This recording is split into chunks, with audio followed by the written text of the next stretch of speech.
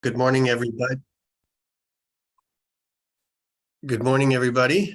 My name is Cameron Cowper, and for those of you who don't know me, I'm the registrar of the College of Speech and Hearing Health Professionals of British Columbia, the college that everybody gets the name wrong. The first thing I'll say is I'd like to acknowledge with respect that the land on which CSHBC's office is located is the ancestral, traditional, and unceded territory of the Coast Salish peoples, today represented by the Musqueam, Squamish, and Tsleil-Waututh nations. So my MO this morning will be to, because you've been circulated the document, and because I stink at share screen function and seeing who may have a question, I'm proposing just to sort of skim through the document that was circulated to you that is a bit of a summary of our college, and then open it up for questions if you have any. And this way I can see your hands. I'm thinking that a Q&A would be the most valuable for folks who live and breathe regulation on a day-to-day basis. And please feel free to interrupt me at any point. Unless that's not okay with some folks, I would prefer to avoid the share screen, but please let me know. So, okay, I see one thumbs up. Thank you very much, Johnny. Without further ado, I'll tuck into this. And I was telling Jonathan that I may be getting myself into trouble with my very first bullet point, because we have it, we have it right on our, our college onesies and stationery that we were the first multi-profession regulatory authority created under the Health Professions Act, but that may not be completely true. So I'm going to let Jonathan disabuse me of my ignorance when it's his turn. So we may both come into being at the same time. At any rate, we are three professions, about 2,200 registrants now. When I assumed the role of registrar in January 1st, 2017, there were more like 1,800 or 1,900 registrants. We seem to grow it at about 3 to 5%. Our registrant base seems to grow at about 3 to 5%, notwithstanding pandemics, fee increases, etc. So it's been pretty steady, and now we're up to 2,200. We've also got something that is, I think, fairly unique or rare for a college of our size, especially, and that is a regime of certification that is not insignificant. 10 certification programs that we have to create, monitor, etc. When you think of BCCNM with 67,000 or so registrants, has 3 certification programs.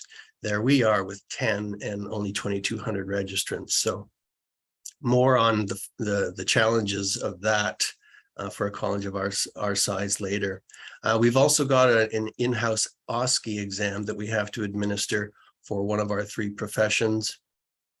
But we do have a single registrant code of ethics, and currently our board is 12, 4 public reps, 4 of one profession, 2 of another, and 2 of the third.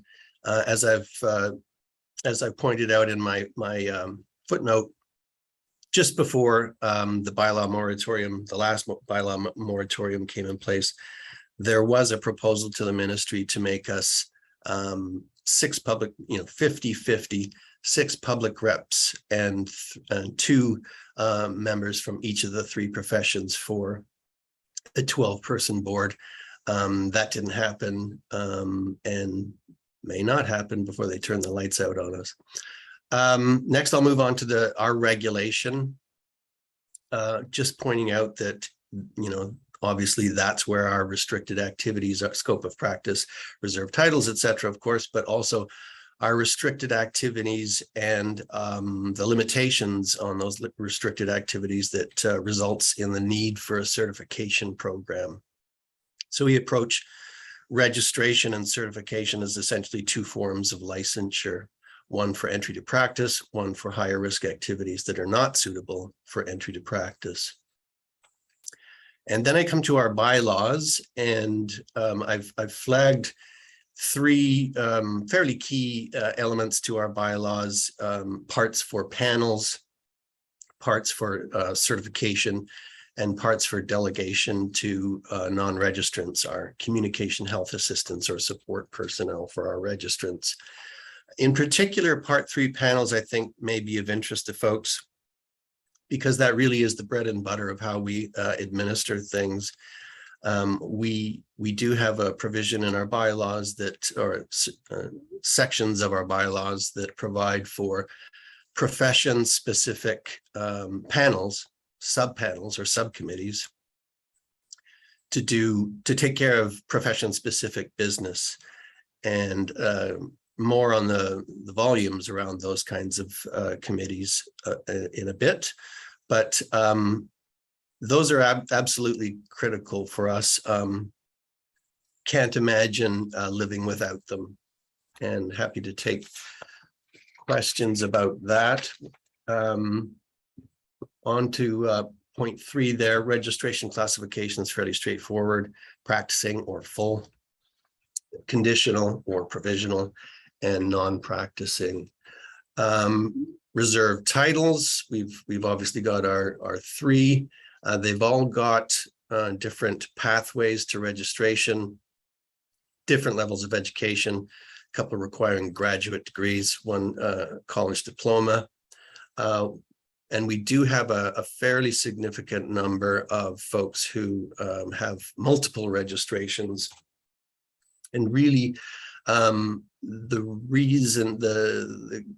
most important reason for that would be because for whatever reason, British Columbia is the only jurisdiction in Canada that regulates our hearing instrument practitioner profession as a mutually exclusive scope of practice / license. In just about every other jurisdiction that's regulated across Canada in the speech and hearing realm, the scope of practice of hearing instrument dispensing is captured within the scope of audiology. So not to drill down into the weeds too much, but that creates a lot of labor mobility challenges for our college when folks are transferring in from one or both of those professions. Number 5, committee and profession-specific panel meeting volumes. I don't know if my numbers are a surprise to anybody, but our statutory committees, again, excluding discipline, meet a lot. And across registration, QA, and inquiry, there's a bit of a mix depending on the sort of type of business. The inquiry committee almost never meets as a full committee. It almost exclusively meets as profession-specific panels, probably for obvious reasons. Registrations, a bit of a mix, about half and half. And then QA is currently tends to meet more as a full committee, but that's changing over time and is likely. Profession-specific panel volume meeting volumes are probably going to rise and achieve sort of an equilibrium across those 3 committees. So lots and lots and lots and lots of profession-specific panel meetings. For administrative purposes, over time, we've learned that, unfortunately, scheduling-wise, it's just better to have as many as 14 people on any particular committee. People's availabilities being what they are, time-sensitive business. If we're going to be able to quickly pull together a profession-specific panel, it helps to have more people than fewer to draw from. Number 6, complaint investigation volumes. You can see, I guess this speaks to, and I'll talk a little bit more about it, but it's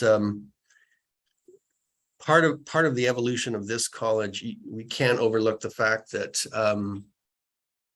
there had been, I think there's no easy way to put it, there had been significant neglect for the better part of a decade that had to be addressed. So one of the first things I did when I came on board was put together a 5-year plan for how do we redress all this decade of neglect. And so you can see it reflected in certain data points. And one is our complaint investigation volumes. Really, this college investigated almost nothing.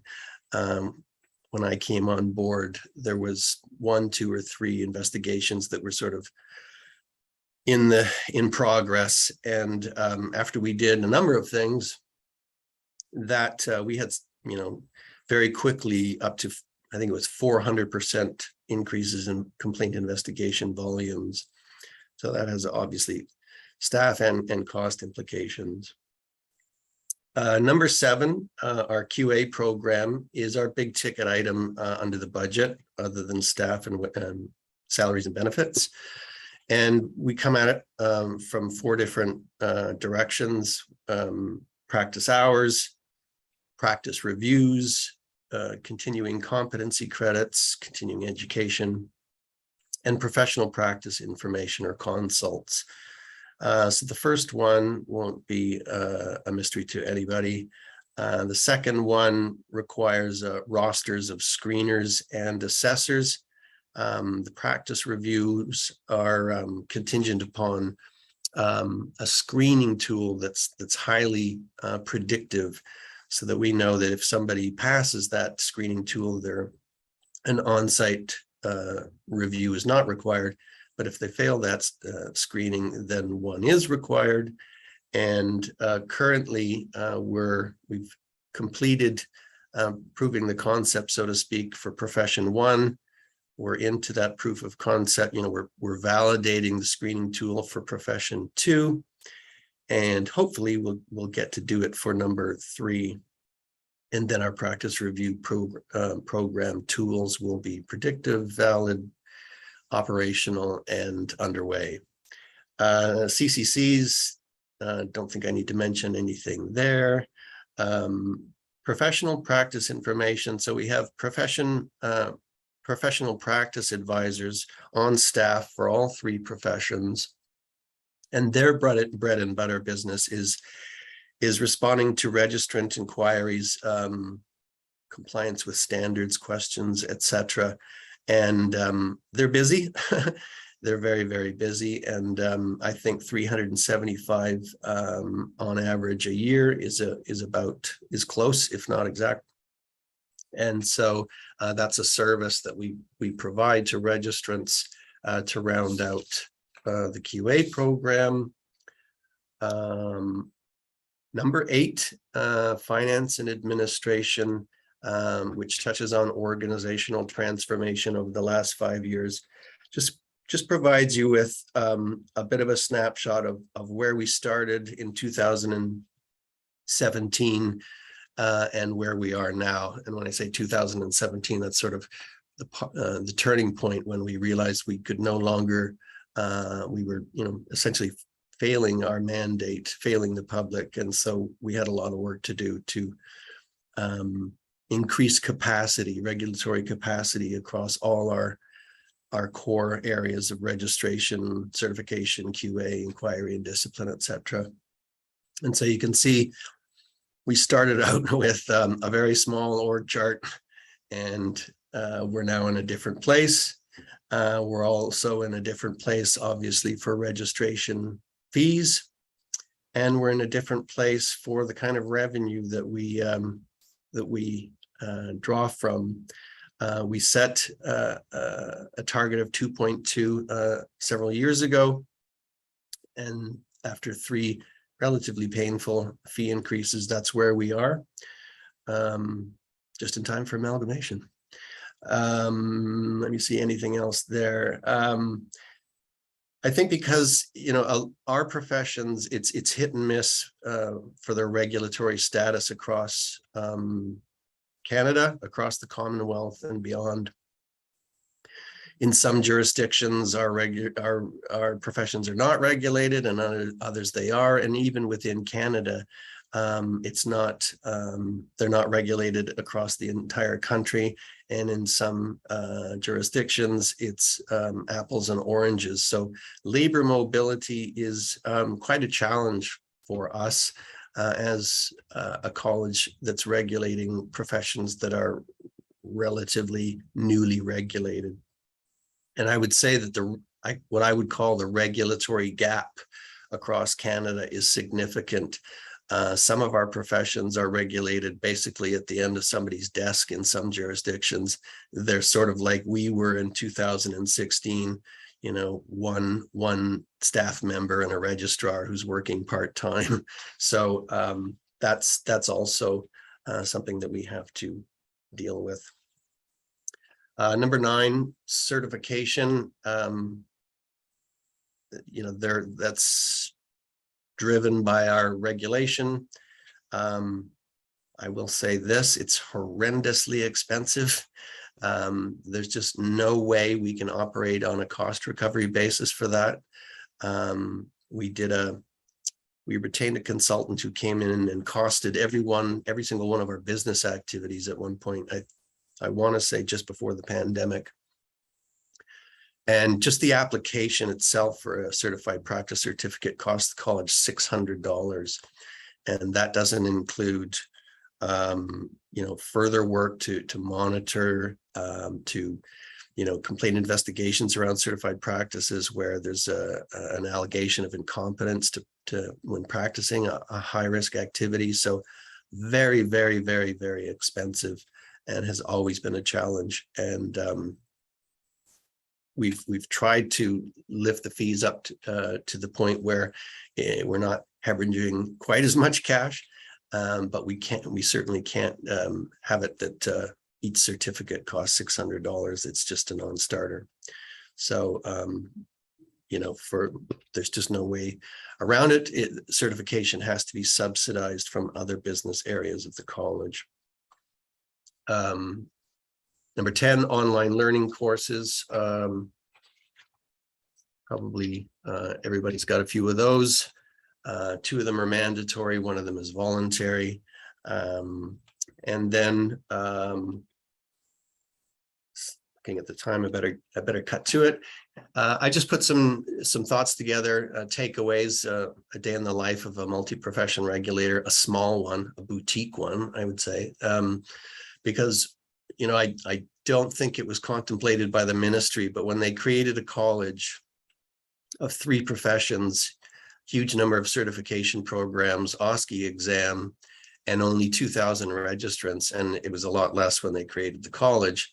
You know, they were creating a bit of a fiscal nightmare, because it's, you know, we could, you know, you could argue that we could double our fees and still not be quite on a cost recovery basis. But so it's robbing Peter to pay Paul, subsidizing this area at the cost of this one, and not getting too overwhelmed with hate mail from registrants who complain about the fees.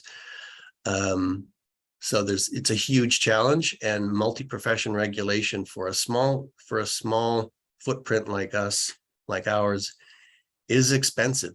It's very, very expensive. And so I guess I would just suggest that the ministries or the steering committees notions about economies of scale or marginal cost benefits may be a little bit overstated. I guess it depends on the number of professions and the size of the registrant base and a bunch of other factors. But I would suggest that you could take all of the staff FTEs from all of the colleges targeted for amalgamation, put them all together, double that number, and you may have what you need, but maybe not.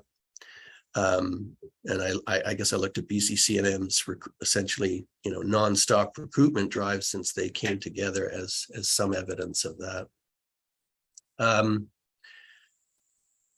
Obviously, back to the key bylaw provision for profession-specific business, the board gives great deference to anything that is, specific to that profession's scope of practice from the relevant committee and or the folks on the board.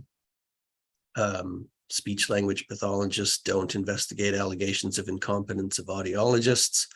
Audiologists don't set registration standards for hearing instrument practitioners, et cetera, et cetera. Anecdotally, I would say that the professional relationship between two of our professions has improved over time, and that's not necessarily the case across the rest of the country. And there is some interest been expressed by some other jurisdictions around that. Has being at the board table helped the lessen the adversarial nature, or what can be interpreted as adversarialism. And I think the answer to that is yes, but no hard data on that, of course. There are governance challenges when you've got more than 50 committees required, practice review assessor rosters, examiner rosters, screener rosters. The overlap can get a little tricky because we are small professional communities.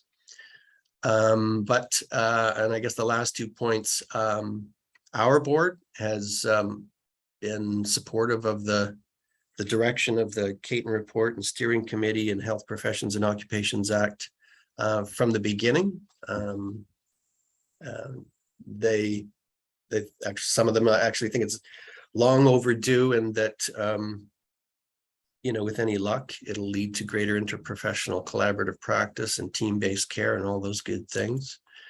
For CSHBC, if it's, now it's 3, tomorrow it could be 11. It's just really a different number for our board and staff, however naive that may be. Obviously, what we're talking about is amalgamation on a much broader scale, but there is certainly little to no anxiety around our board, around the things that sometimes make people nervous. So that's I've probably gone on too long, but that's my dog and pony show, a day in the life of CSHBC. Very expensive. The fiscal challenges have been not insignificant, and we've had to make some hard decisions, some unpopular decisions, to essentially redress a good decade of significant neglect. That's me. That's it. Question askers, please form an orderly queue. Do we ask question now or at the end? I don't know. Is Jonathan up next, or? Oh, Andrea. Hi, thanks, Cameron. That was very interesting. I just wonder if you could speak just a little bit more about the mechanism of the profession-specific councils or the panels. You'll note that, or you say in your written thing, it can be triggered by an individual member of a profession if the board or committee isn't responsive to the need. Can you say more about that? Well, I can tell you how it's always operated under our committees. So we've, to my knowledge, we've never invoked the standing committee option, but we, for example, if in the inquiry committee side, if a complaint investigation comes in, the initial triage is done.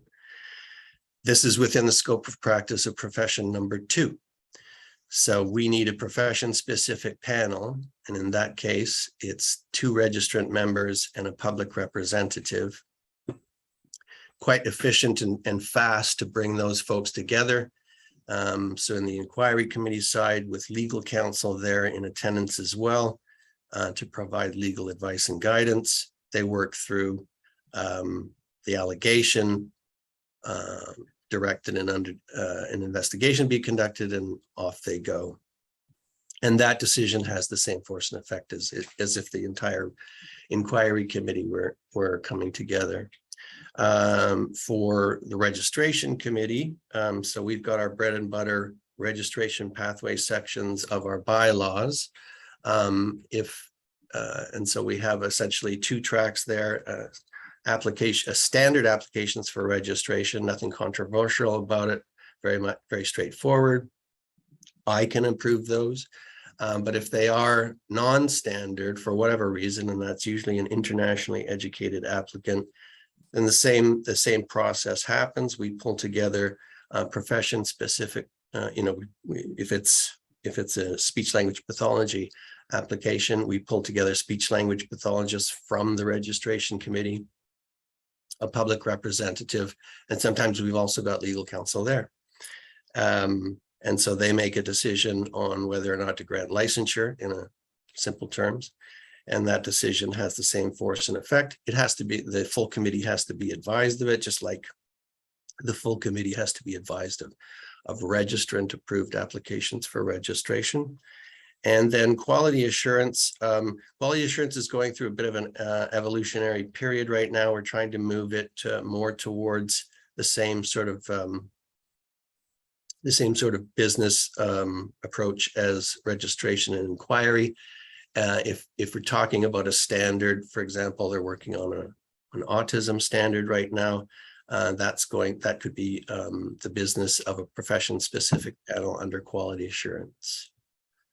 And then, of course, that something like a standard, unlike a complaint investigation or an application for a registration, that would go off to the board for final approval. And again, that's where great deference is given to the subject matter experts, so to speak, when the standard is being prepared and forwarded for approval. Thank you. Hi, sorry to bother.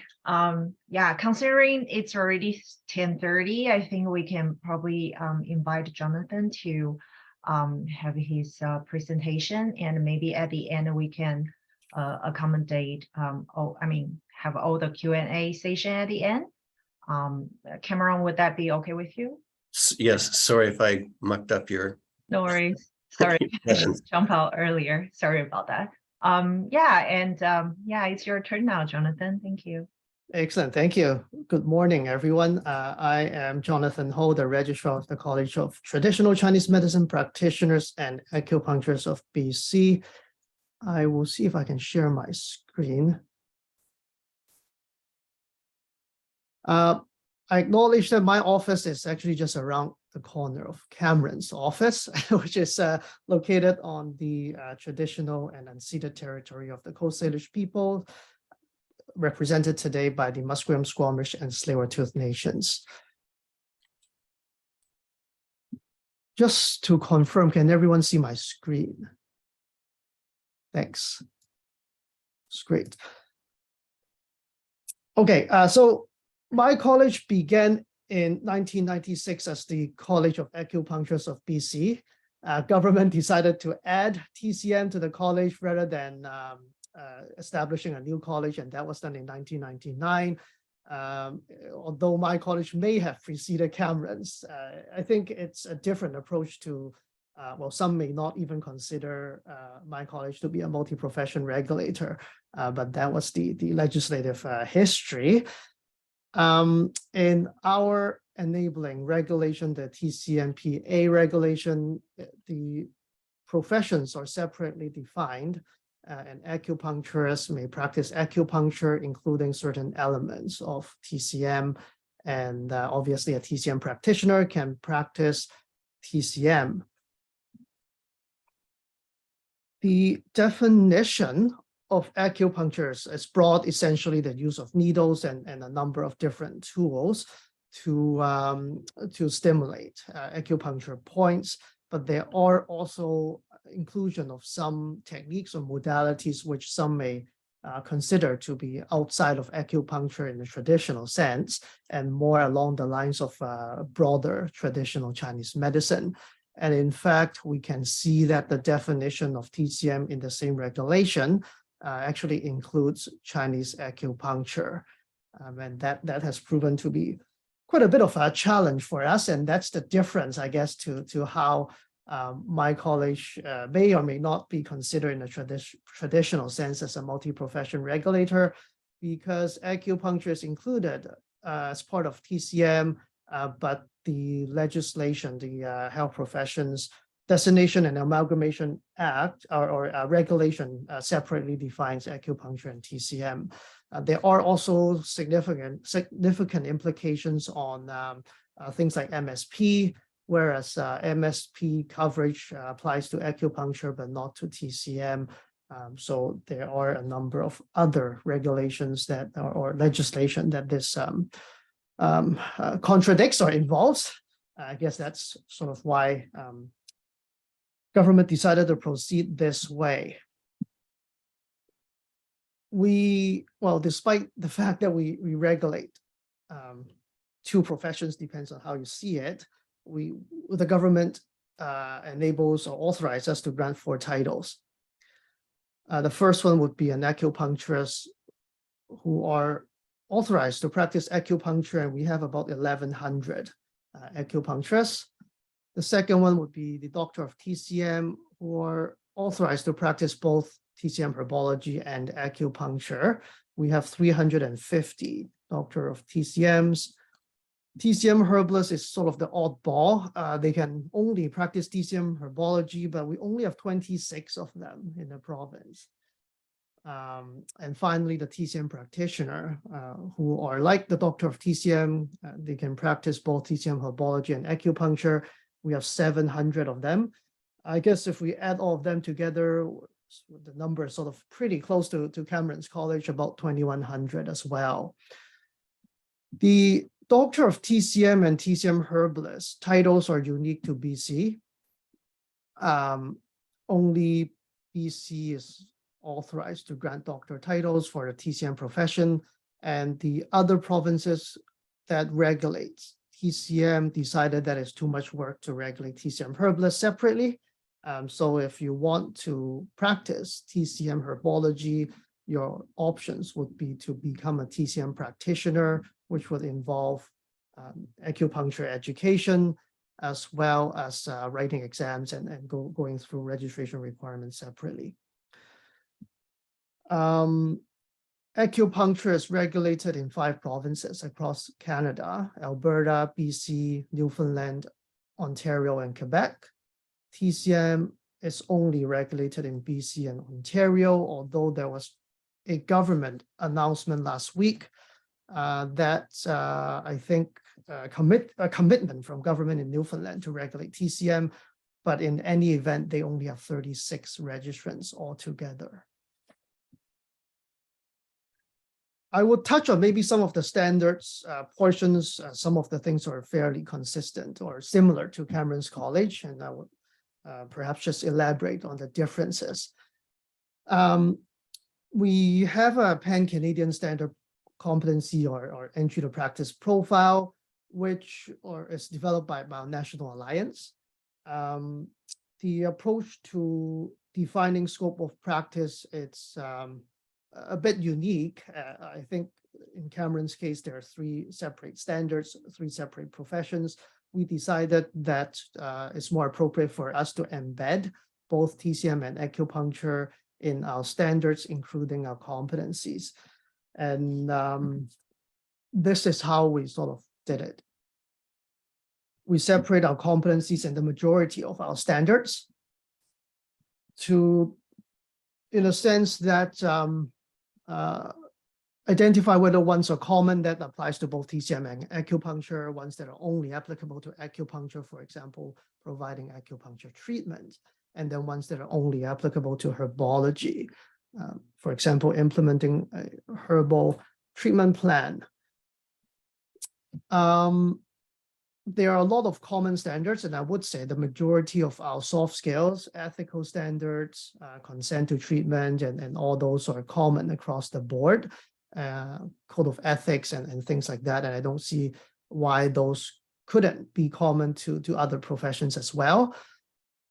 The challenge is more around where the professional knowledge comes in, and where it overlaps between TCM and acupuncture and where it doesn't.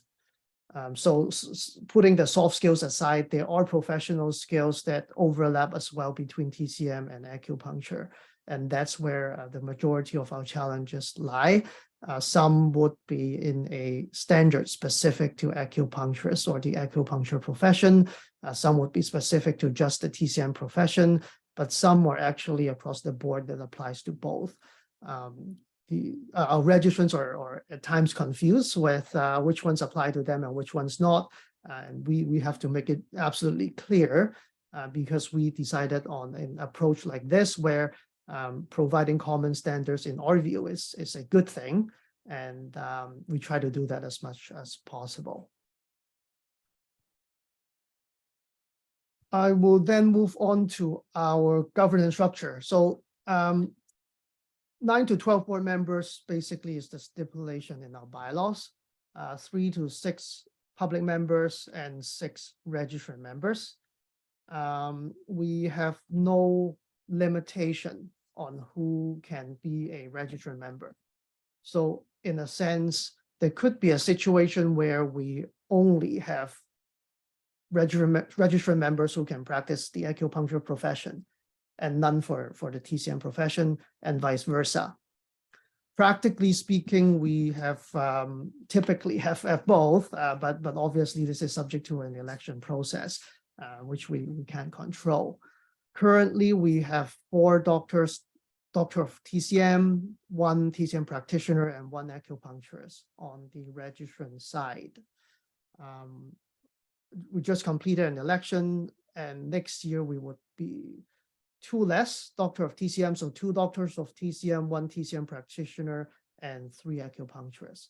So still a mix across the board, but again, not something that we can control.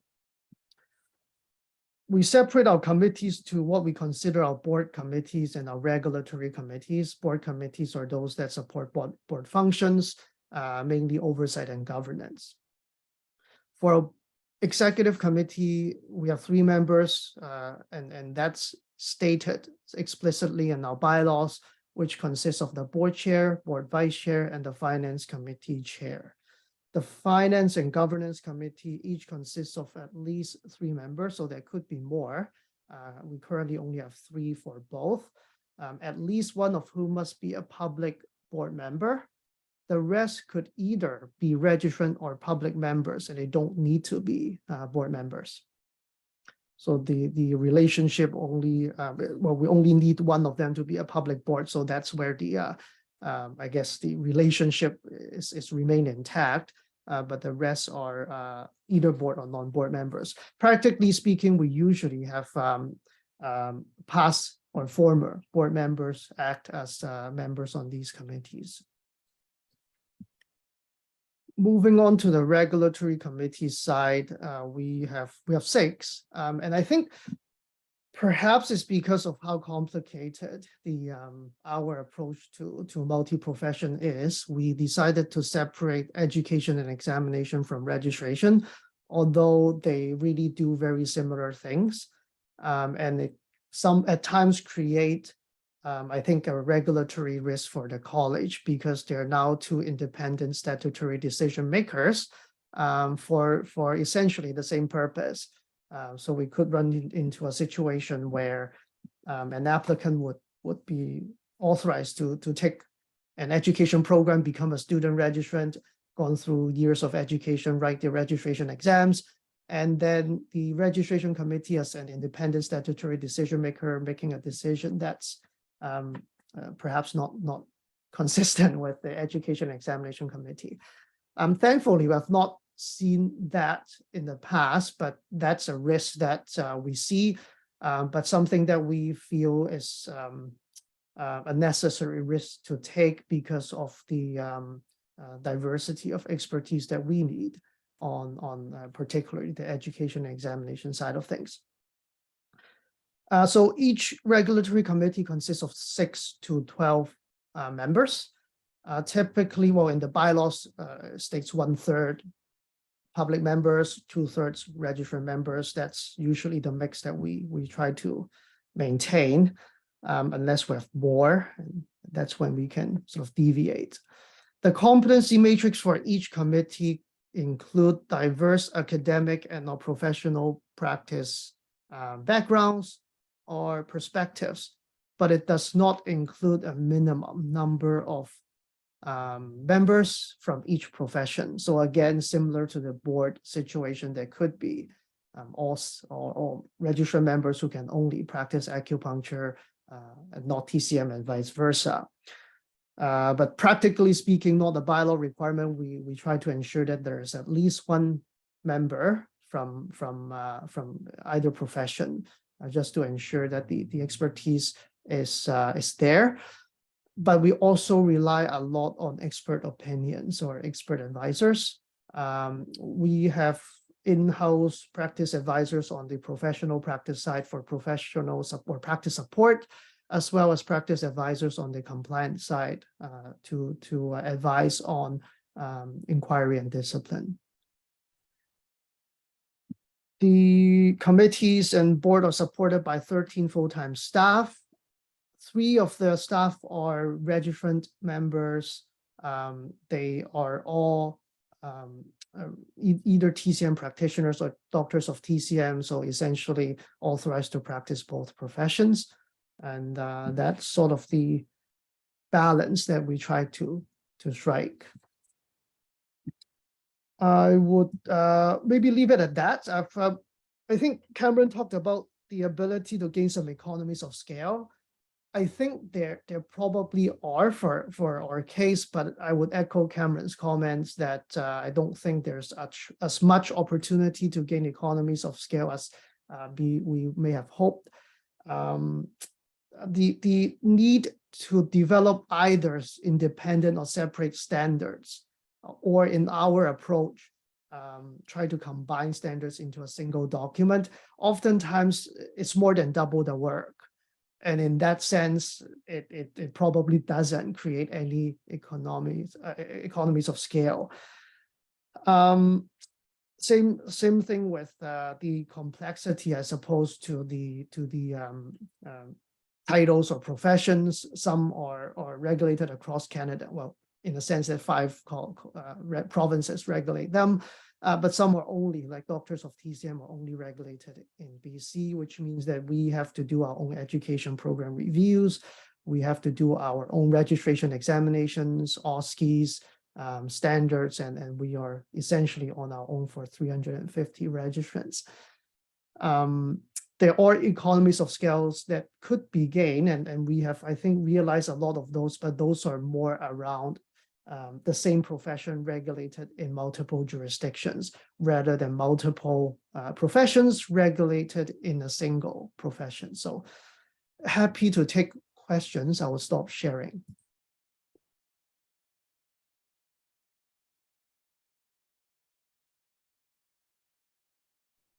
Thank you, Cameron and Jonathan.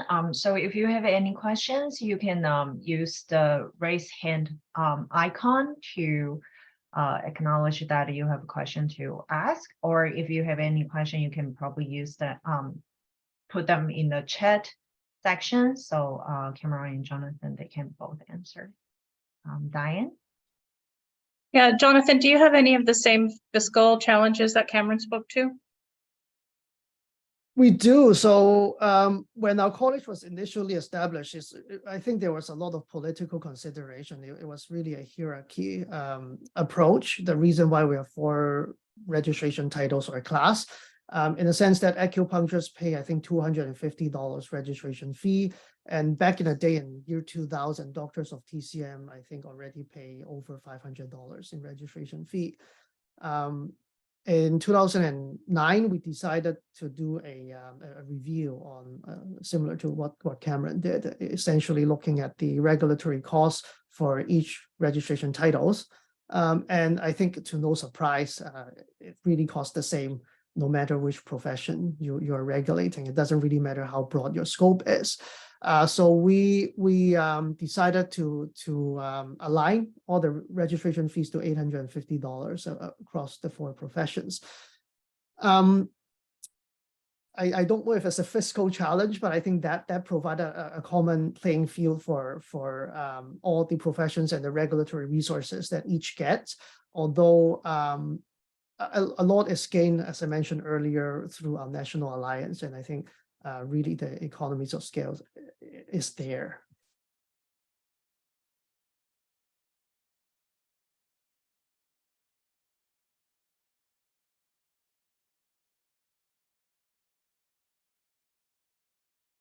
Thank you, Jonathan. Johnny? Yeah, I wanted to, like you both spoke about staff. Cameron, there was a number regarding professional advisor, or however it's called when you're at colleges. I'm assuming that there is one for each profession that you regulate.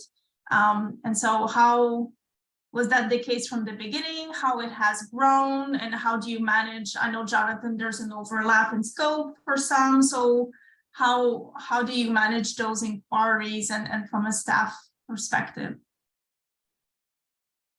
So I've got my director of QA on the call here, so if I get something wrong, she can chime in and say you're wrong. The professional practice advisor role is relatively new, 1.5 years, 2 years. And so, yeah, there's one for each scope of practice, reserve title, etc. All 3 are remote part-time positions, and we track the kind of inquiries that come in by subject matter. I've also got one professional practice advisor on the call today as well, so that's cool.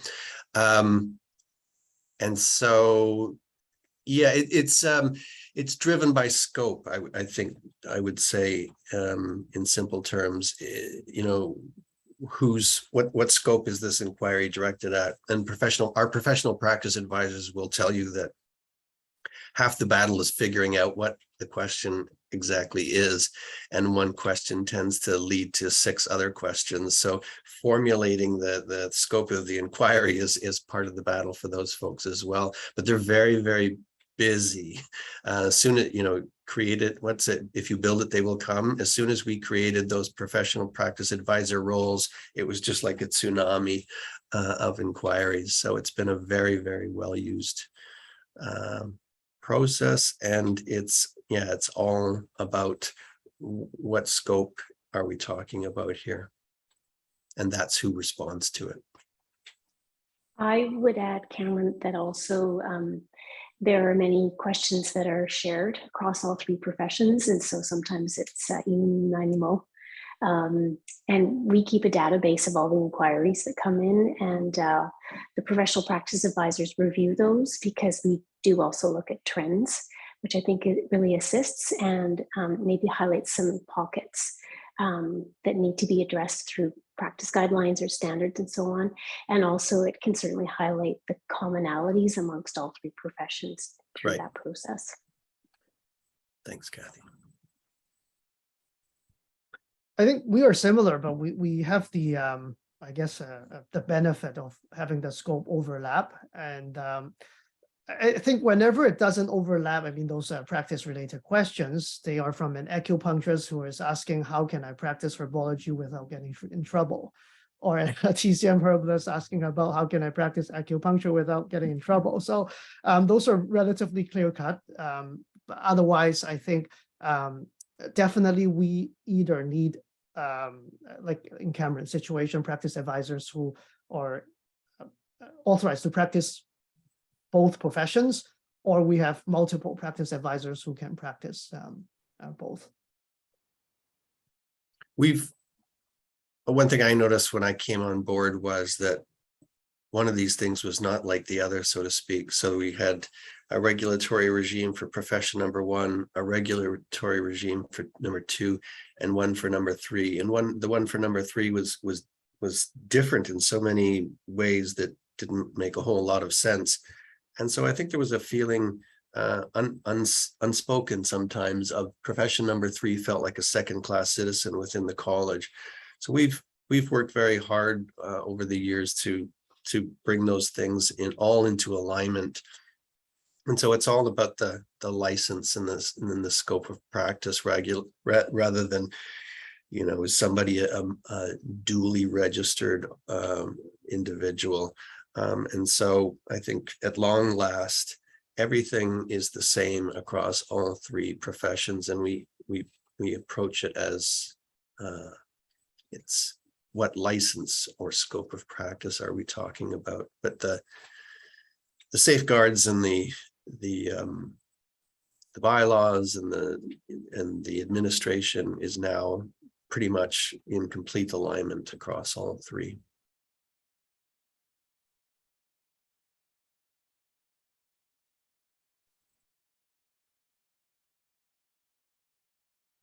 Karina?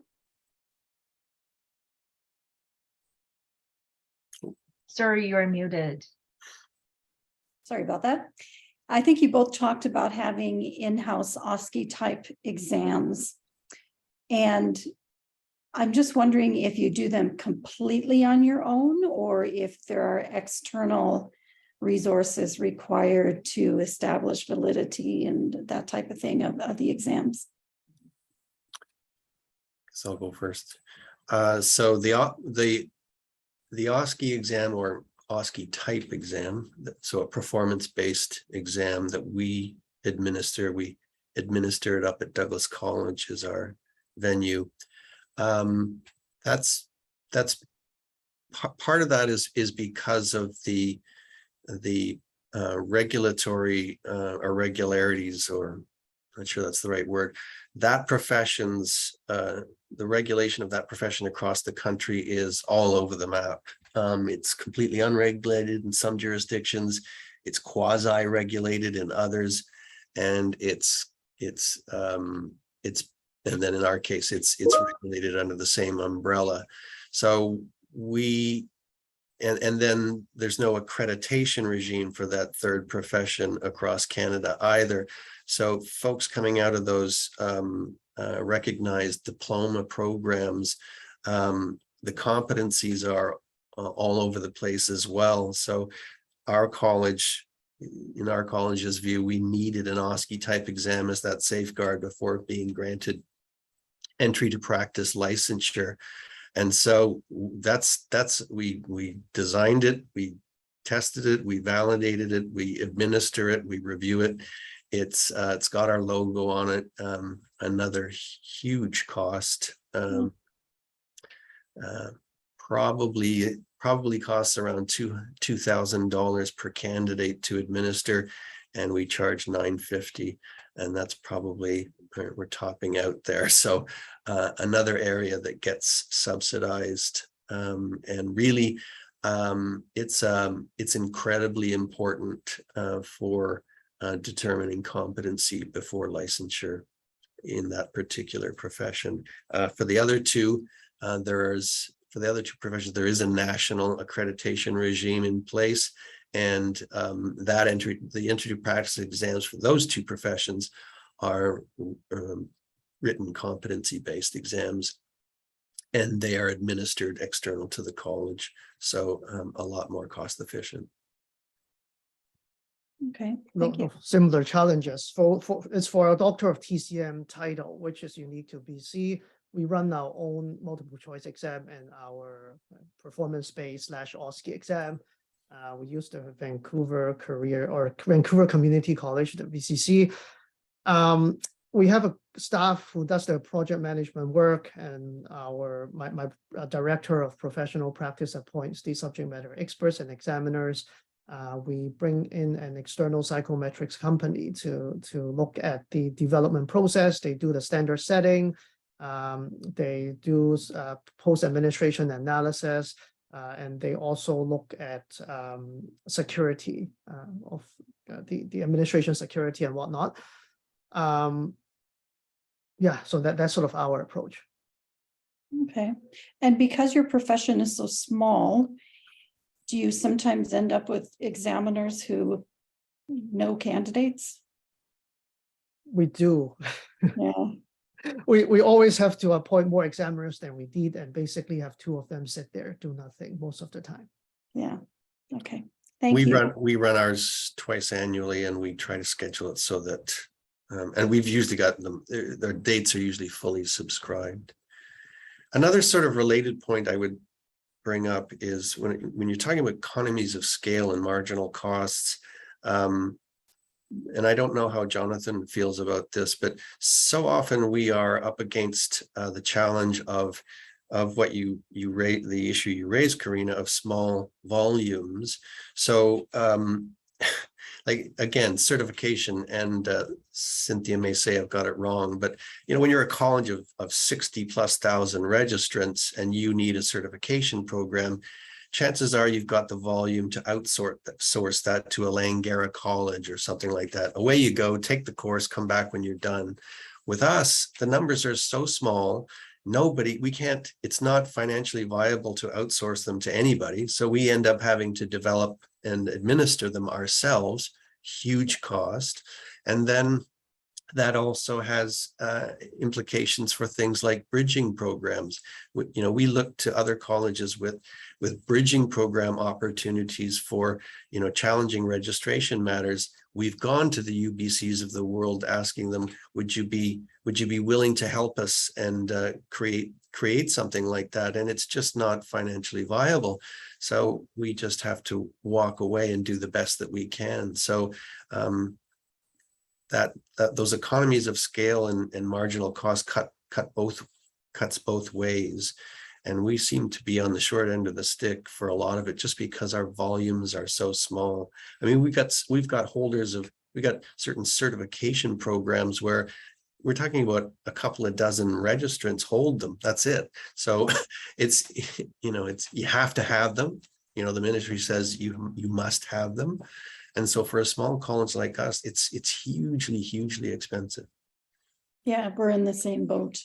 And just around economies of scale, I have to say, when we amalgamated as nursing colleges, one of our early consultations, and I believe it was with Deloitte, they indicated that research shows that you come into this with all sorts of thoughts on economies of scale, but really you have to have more than 100,000 registrants in order to actually achieve economies of scale. And we've heard that around national alliances of regulators. When you add up, take any one of our three professions, add up the licensees across the entire country, and you're probably talking about 10,000 people in some jurisdictions. So a national alliance of regulators is a tall order. Now that's a challenge that a lot of people don't have to face, but we certainly do. Yeah.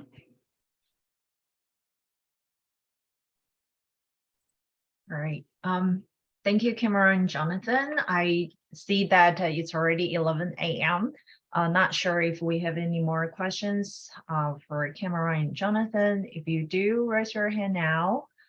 Otherwise, I think that's it for the session. And just, sorry, Cameron, I see you. You want I to? was just going to say to Kathy, I'd love to talk to you about that. We've gone to the Ministry of Health and asked them, can we please move certification to standards? And they've said, not on your life. Yeah.